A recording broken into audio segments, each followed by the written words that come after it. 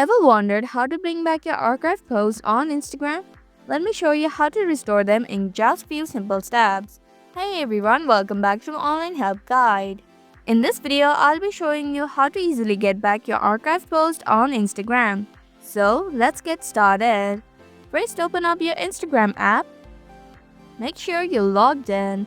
Next, head over to your profile by tapping on the icon at the bottom right of your screen. Now tap on the three horizontal lines in the top right corner of the screen. This will open up the menu. From the menu, tap on Archive. This will show you all your archive posts. Scroll through the archive posts and tap on the post that you want to bring back to your profile. Once you have the post open, tap the three dots at the top right corner of the post. In the menu that pops up, tap Show on Profile. Tap Show on Profile again to confirm.